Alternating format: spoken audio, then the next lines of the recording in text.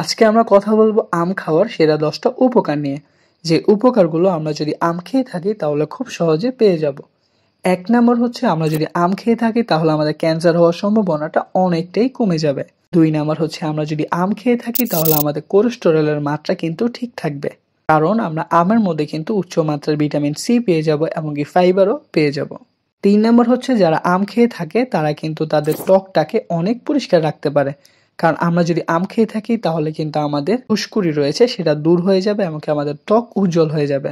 4 নম্বর হচ্ছে আমরা যদি আম খেয়ে থাকি তাহলে এটা আমাদের অ্যালকালাইন লেভেলটাকে বাড়িয়ে দিবে। 5 নম্বর যে উপকার আমরা পাবো আম খেলে সেটা হচ্ছে আমাদের ওজন কমতে কিন্তু সাহায্য করে। এবং কি 6 নম্বর যে উপকার আমের মধ্যে পাওয়া যায় সেটা হচ্ছে চোখের সমস্যা থাকলে সেটা কিন্তু দূর হয়ে যাবে। কারণ আমের মধ্যে কিন্তু ভিটামিন এ রয়েছে, আর আমরা সবাই জানি ভিটামিন এ খেলে কিন্তু রাতকানা রোগ থেকে অনেকে বেঁচে যায়, এমনকি চোখের জন্য অনেক বেশি ভালো হয়।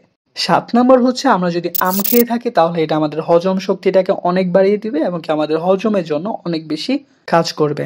8 নম্বর হচ্ছে আমরা যদি আম খেয়ে থাকি এটা আমাদেরকে হিট স্ট্রোক থেকে ঠেকাবে। কেননা আম হচ্ছে একটা ঠান্ডা ফল, আর এটা যদি আমরা খেয়ে থাকি তাহলে এটা আমাদের শরীরকে শীতল রাখে। 9 নাম্বার হচ্ছে আমরা যদি আম খেয়ে থাকি এটা আমাদের রোগ প্রতিরোধ ক্ষমতা বাড়িয়ে দেয়। এবং কি 10 নাম্বার যে উপকার আমরা আম থেকে পেয়ে যাব সেটা হচ্ছে আমাদের মনোযোগ এবং কি স্মৃতি, এটা কিন্তু অনেকাংশে বাড়িয়ে তোলে যদি আমরা আম খেয়ে থাকি। কেননা মেমোরি বুস্টার ফল হিসাবে কিন্তু আম অনেক বেশি পরিচিত। তো এতগুলো উপকারের মাঝেও আমি আপনাকে আসলে একটা জিনিস জানিয়ে দিব, সেটা হচ্ছে আসলে আপনি আম আসলে কতটুকু খাওয়া উচিত। এত উপকারের কথা শুনে কিন্তু আসলে যে সমানে খেয়ে ফেলবেন আম, ব্যাপারটা কিন্তু এমন না। কেননা 1 কাপ আমের মধ্যে কিন্তু 100 ক্যালোরি থাকে, আর এর 90 ভাগে কিন্তু আসে আমে থাকা সেই চিনি থেকে। সুতরাং ডায়াবেটিস রোগীরা আম খাওয়ার বেলায় একটু সতর্ক থাকতে হবে।